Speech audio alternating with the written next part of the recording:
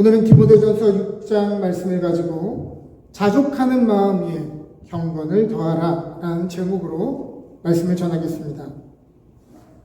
지난주에 우리는 와일드우드 컨저베이션 에어리어에서 휴식이라는 주제로 정교인 수련회를 가졌습니다.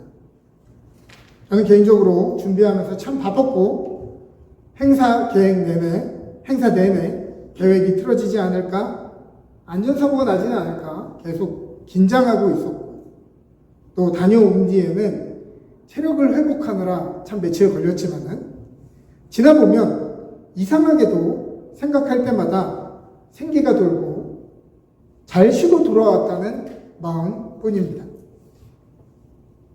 백일장과 사생대회를 통해 인간은 아무것도 안 할 때 에너지가 충전되는 존재가 아니라 창조적인 일을 할 때 도리어 에너지가 생기는 존재구나 라고 하는 것을 깨닫게 되었고, 수련회 내내 성도님들의 넉넉한 헌신과 더불어 하나님의 풍성하심을 경험했으며, 하늘의 새들도 먹이시고 들의 들풀도 입히시는 하나님의 자비하심을 바라보면서 저의 삶에 가지고 있는 삶의 두려움과 걱정을 다 맡기는 시간이었습니다.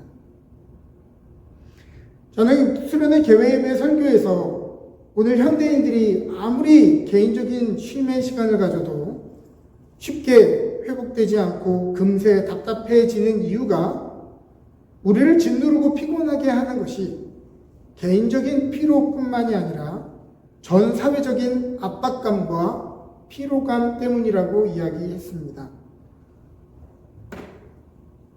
애니메이션 너는 특별하단다의 내용처럼 남루마을 사람들이 서로를 높이고 또는 업신여기며 쫓기듯 살아가는 이유는 서로가 서로를 어떻게 볼 것인가에 가치를 두고 살아가기 때문입니다.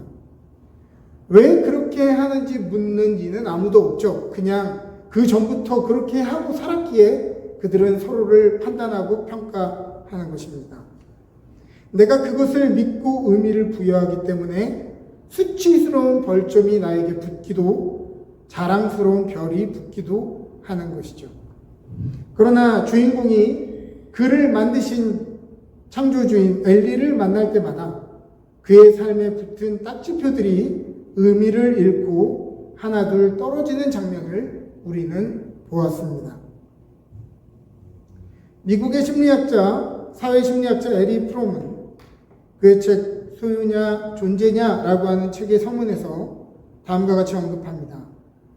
산업시대 이후 자연의 지배, 물질적인 풍요, 최대 다수의 최대 행복, 개인의 무제한적인 자유에 대한 약속은 인류의 희망과 믿음의 토대였다. 하지만 행복은 욕망의 무제한적인 충족에서 오는 것이 아니며 더 많이 소유할수록 더 많이 탐욕스러워지는 현상을 우리는 수도 없이 목격했다. 그리고 위의 약속을 토대로 발전한 경제체제는 인간을 위해 무엇이 좋은 것인가 보다는 경제체계의 성장을 위해 무엇이 좋은가에 더 많은 관심을 가진다. 결과적으로 자연은 파괴되고 인간은 병들고 사회는 파국으로 달려간다. 이런 파국에 맞서기 위해 인간의 두 가지 실존 양식인 소유 양식과 존재 양식을 분석한 후 파국에 대처할 선택의 가능성을 규명하고자 한다. 즉 세상에는 사람들이 존재하고 인식하는 두 가지의 방법이 있다고 하는 것입니다. 하나는 소유 양식, to have, 내가 무엇을 가졌느냐로 나를 규정하는 to have와 to be, 그저 존재하는 그대로 나를 인식하는 존재 양식이라고 하는 것이 있다는 것입니다. 소유 양식은 우리의 인간됨, 우리의 가치를 내가 내 삶에서 무엇을 이뤘는가, 무엇을 가졌는가에 따라 결정된다고 하는 것이죠. 즉 연봉이 얼마냐, 무슨 차를 타고 어떤 집에 사는가, 비자 스테이러스는 어떠하며 지금 직업은 시대의 변화에 유망한 직종인가 같은 것입니다. 그러나 가진 것으로 우리의 행복을 가늠한다고 하는 것은 참으로 불완전하죠. 왜냐하면 늘 우리 주위에는 나보다 더 잘난 사람들, 나보다 더 많이 가진 사람들이 있기 때문에 그들과 어울리다 보면 나는 늘 열등한 존재처럼 느껴지게 됩니다. 소유 양식은 내가 저것을 소유하면 행복해질 것이라는 희망처럼 보이지만은 실상은 언제나 내가 가지지 못한 것에 행복이 있을 것이라고 믿는 갈증에 더 가깝습니다.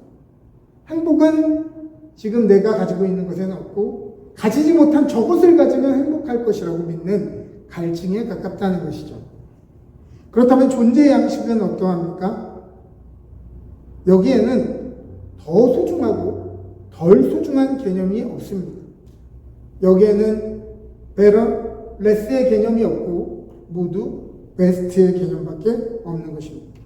유일한 것이죠. 만일 우리의 자녀가 좋은 학교에 들어갔다고 해서 우리가 더 사랑하고 더 자랑스러워하고 혹은 반대로 덜 사랑하고 덜 자랑스러워하지 않는 것처럼 말입니다. 그저 나의 자녀라고 하는 관계 자체로, 존재 자체로 사랑할 수밖에 없는 것입니다. 이스라엘 민족은 그들이 익숙했던 이집트를 떠나 광야에서 40년을 보내는 동안 그들은 내내 어떤 소망을 가졌냐면 우리가 가나안 땅에 도달하게 되면 우리는 그때 쉼을 얻을 수 있을 것이라고 생각했습니다. 그들은 매 순간 광야 안에서 하나님의 은총을 입었지만은 계속해서 to have의 삶의 목표를 잡았습니다. 지금은 우리가 고생하지만 이제 곧 젖과 꿀이 흐르는 가나안 땅에서 내 소유 땅 한마디기 갖게 되면 그것이 내 삶의 갈증을 씻어줄 것이다 생각했을 것입니다. 그러나 정작 가나안 땅에 도달했을 때 그들이 소망하던 땅을 말 그대로 분배받았을 때 그들은 생각보다 그렇게 만족하지 않았습니다. 그들은 불만족했고 여전히 앞으로 어디로 가야 하는지 갈 바를 알지 못했습니다. 광야에 있을 때는 매일 만나를 먹으니 먹을 것 걱정이 없었지만은 농사를 짓게 된 후부터 오히려 걱정이 더 많아졌습니다. 그래서 놀랍게도 하나님의 백성, 하나님의 선택받은 민족이었던 히브리 백성이 놀랍게도 가나안 땅에서 풍요의 신 바알을 섬기게 되는 일이 일어났죠. 바알로 대체한 것이 아닙니다. 하나님도 믿고 바알도 동시에 믿었습니다. 광야에 있을 때 여리고라고 하는 견고한 성도 무너뜨리는 굉장한 경험을 했는데, 군사적인 경험을 했는데 땅을 차지하고 나니 그러한 야성이 다 사라져 버렸습니다. 주변 국가들이 툭툭 치고 들어올 때 그들의 강력함에 주눅들고 그들에게 어떻게 하면 잘 보일 수 있을까? 여기 붙고 저기 붙고 하다가 결국에는 여러 나라의 식민지 신세가 되었습니다. 결국에는 신앙도 잃고 나라도 잃어버리게 되었죠. 태초의 인류 아담과 하와는 어떨까요? 그들이 살았던 에덴, 페르시아어 헤덴에 유래한 히브리어로 기쁨의 동산, 즐거움의 장소라는 의미를 가진 에덴 동산은 이름 그 자체로 부족함이 없는 곳이었다는 것입니다. 에덴 동산에는 부족함이 없었어요. 늘 즐거움이 가득했습니다. 에덴 동산에는 사실 수많은 종류의 진귀한 과실을 맺는 나무들이 도처에 퍼져 있었습니다. 하나님은 동산 중앙에 있는 생명나무를 포함해 동산 모든 나무의 열매를 언제든 얼마든 먹을 수 있는 축복을 주셨습니다. 모든 것을 누릴 수 있는 축복을 주셨다는 거예요. 그런데 아담과 하와는 자신들이 먹을 수 있었던 그 모든 실과에 만족하지 않고 오히려 먹지 말아야 하는 하나의 금단의 열매에 저것을 먹어야만 내가 더 나은 존재가 될 것이라고 하는 to have의 목마름을 가지게 됩니다. 예나 지금이나 우리를 둘러싼 모든 실과 수많은 행복과 일상의 기쁨을 뒤로하고 먹지 못할 험한 것에 관심을 가지는 것은 변함이 없어 보입니다.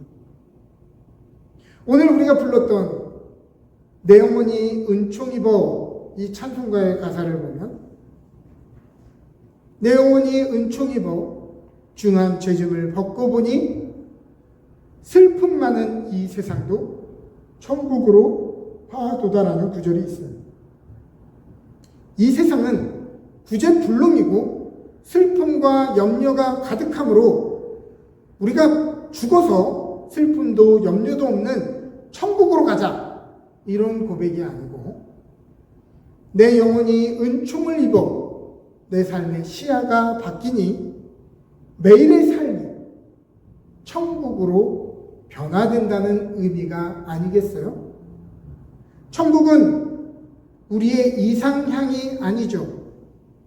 천국은 하나님이 우리와 함께 계셔서 우리를 다스리고 보살피시는 그곳이 천국 하나님의 나라입니다.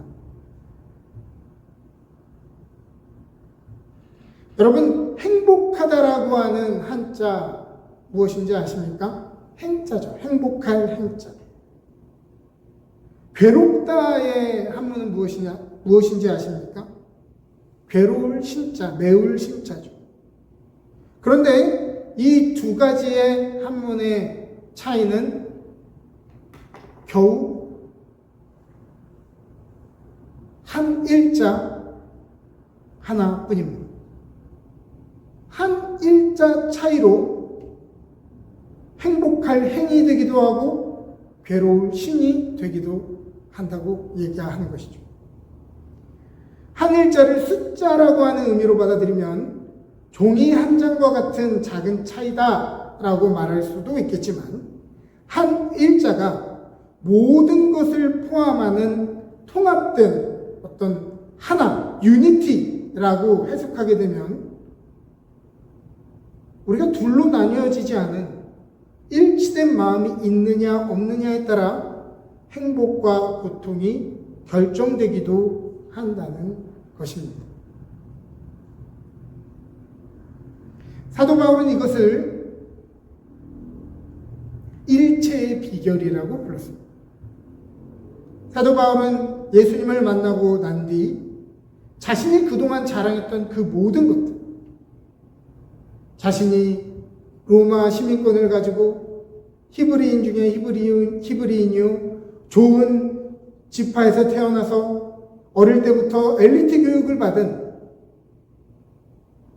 바리새인 중에 바리새인인 것을 자랑했지만은, 그러나 그가 그리스도를 만나고 난 뒤에는, 예수를 만나고 난 뒤에는 더 이상 그가 자랑하던 모든 to have에 더 이상 신경 쓰고 휘둘리지 않게 되었습니다.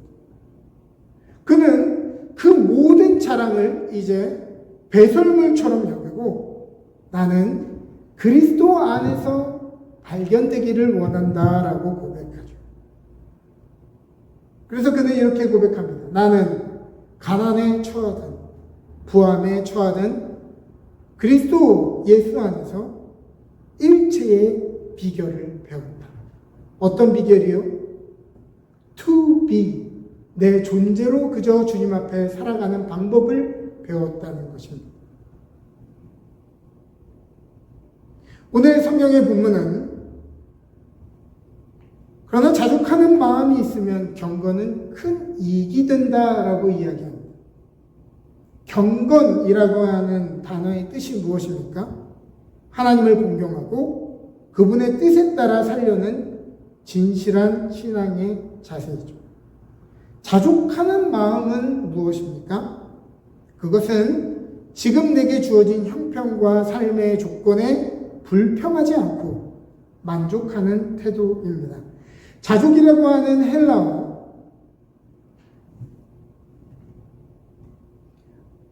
아우타르케이아는 뜻이 어떤 뜻이냐면, 사실은 내가 필요한 양보다는 아니지만 그럼에도 불구하고 지금 내가 만족하기로 결정합니다라는 뜻이 아닙니다. 이 자족한다는 말은 내 기준은 이만큼인데 그만큼에 이루지는 못하지만 내가 요만큼으로 만족하기로 결정합니다라는 뜻이 아니고요. 자족한다라는 말의 뜻은 언제나 모든 것을 부족함 없이 가졌다라는 뜻입니다. 그러니까 사도 바울이 나는 자족한다, 오늘 우리의 삶에서 내가 자족하는 삶을 살겠다라고 하는 것은 내 삶의 기준은 이만큼인데 이 정도까지만 내가 만족하면 살게요가 아니라 부족함 없이 내 삶에 모든 것이 완벽하다라는 거예요. 그게 바로 자족한다라는 말의 뜻입니다. 왜 자족하는 마음이 있으면 경건이 큰 이익이 될까요? 오늘 9절에 한 절 앞에 있는 5절은 우리에게 이야기합니다. 마음이 부패해지고 진리를 잃어버려 경건을 이익의 방도로 생각하는 자들의 다툼이 일어나느니라. 경건을 내 삶의 이익의 방도로 생각하는 사람들은 서로의 삶에 일어나는 잘되는 일을 축복해 주지 못하고 질투한다는 거예요. 하나님, 나도 이렇게 열심히 믿는데 왜 저 사람한테만 복을 줍니까? 왜 저 사람의 가족에게만 복을 줍니까? 저 사람의 자녀에게만 복을 줍니까? 저 사람의 기업에만 복을 줍니까? 라고 질투한다는 거예요. 그리고 다툼이 일어납니다. 자족함이 없는 경건은 경건에 대한 보상을 바라거나 우리가 원하는 대로 되지 않았을 때 하나님께 상처받기 십상입니다. 내가 하나님을 이렇게 열심히 믿는데 왜 돈을 더 많이 벌게 해주시지 않나요? 주님 인도하심 따라서 내가 캐나다에까지 왔는데 주님 왜 나를 이렇게 외롭고 답답한 삶을 살게 하시나요? 왜 우리 자녀들이 진로를 발견하지 못해 힘들어 하나요? 부흥회 때 간증을 들어보니 저 간증하시는 김 집사님은 열심히 기도해서 저러한 축복을 받으셨다는데 나는 기도해도 왜 그런 축복을 안 주시나요? 라고 기도하고 항변한다는 것입니다. 자, 경건의 뜻을 제가 아까 전에 정의해 드렸습니다. 경건이 뭐라고요? 경건은 열심히 믿는 것이 아니고요. 하나님을 공경하고 그분의 뜻을 따라 살려고 하는 진실한 신앙의 자세가 경건이라고 얘기했습니다. 근데 우리가 생각하는 경건은 내가 잘 믿으면, 내가 열심히 하면 그게 경건이라고 생각하는 거예요. 내가 주일 성수를 하고 뭐 술과 담배를 하지 않고 내 나름대로의 기준을 지키면 내가 경건을 지켰다고 얘기합니다. 그러나 경건은 그런 게 아닙니다. 하나님을 공경하고 그분의 뜻을 따라 살려는 진실한 신앙의 자세가 경건이죠. 그런데 우리는 경건하다고 하면서 매 순간 하나님께 따져 묻고 내가 이것 해주면 뭘 줄 것입니까? 라고 자꾸 거래하려고 합니다. 믿는다고 하니 도리어 믿지 못하고 본다 하니 도리어 죄가 있는 것이죠. 그러나 오늘 본문에서 바울은 경건은 자족이라고 하는 우리의 마음의 상태 위에 얹어질 때 참된 유익이 있다고 이야기합니다. 그러니까 경건은 그냥 우리가 생각하는 종류의 경건으로 존재할 때는 그것은 우리의 삶을 유익하게 하지 못한다. 오히려 망가뜨릴 수도 있다. 그러나 경건은 자족 위에, 우리가 자족하는 마음 위에 얹혀질 때 그것은 정말 참된 유익이 있다고 이야기합니다.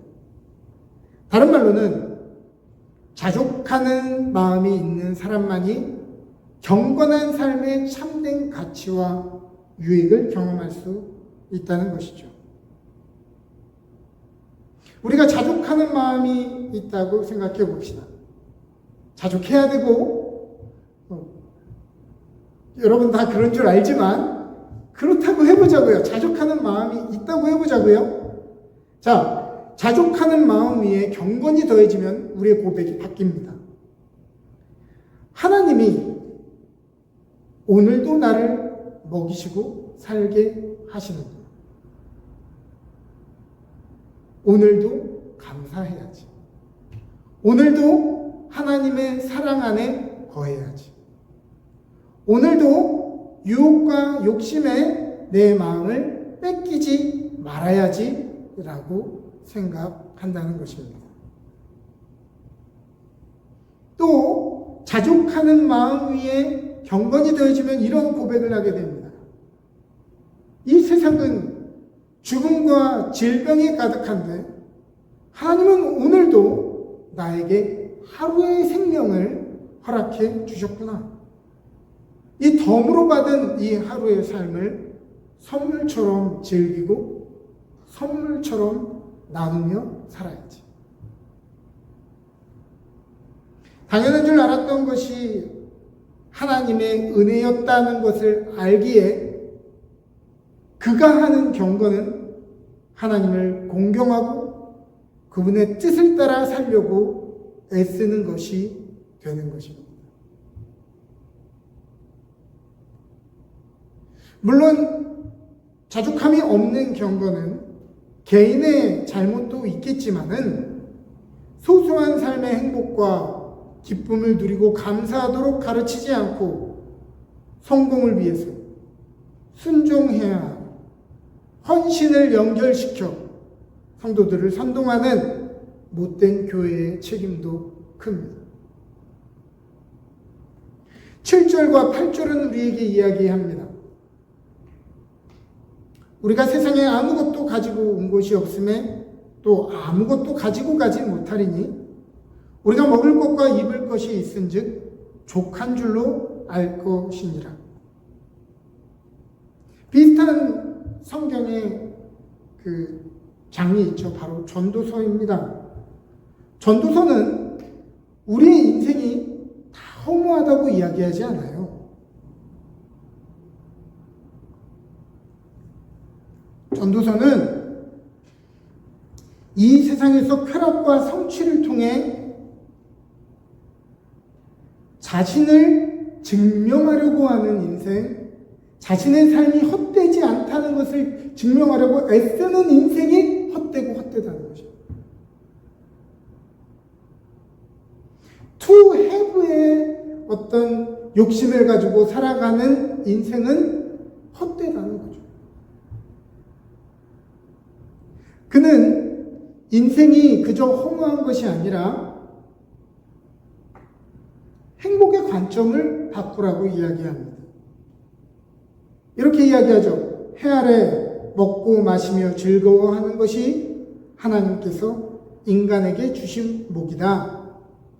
그리고 하나님을 경외하고 계명을 따르는 삶, 인생의 덧없음을 깨닫고 겸손하게 사는 삶, 선을 행하며 나누는 삶, 청년 시절에 하나님을 경외하며 따라가는 것이 행복이라고 재정의하고 있습니다.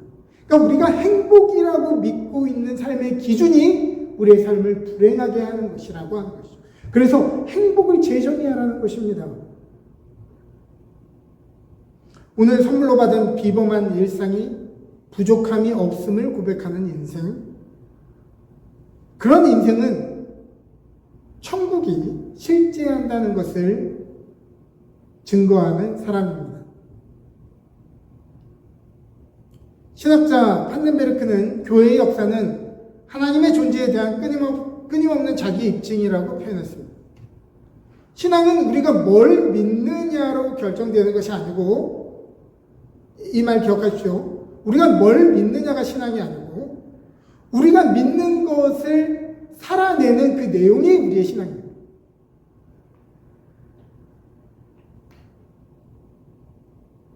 복음은 우리가 다영리를 외치고 교리를 이야기하고 축복의 공수표를 남발하는 것이 아니라 예수님의 십자가가 내 삶에 어떤 의미며 어떠한 복이 되어졌는지를 세상 속에, 이웃 가운데, 가정 속에, 우리의 일터에서 살아내는 것이 신앙이라는 것입니다.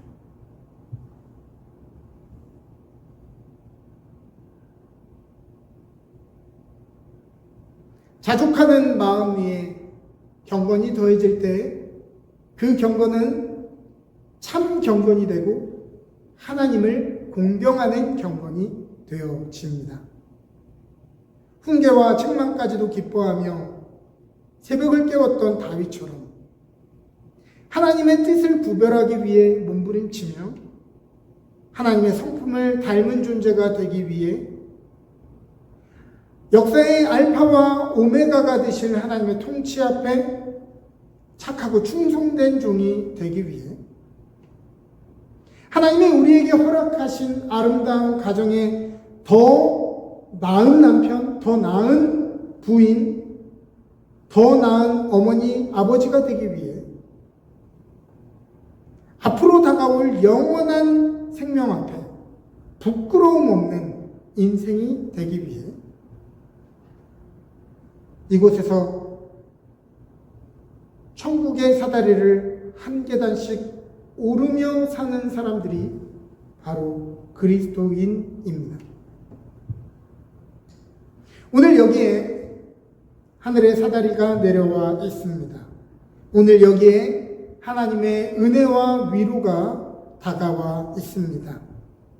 도저히 불가능할 것 같은 것을 능히 감당케 하는 능력이 오늘 이 자리에 임해 있습니다.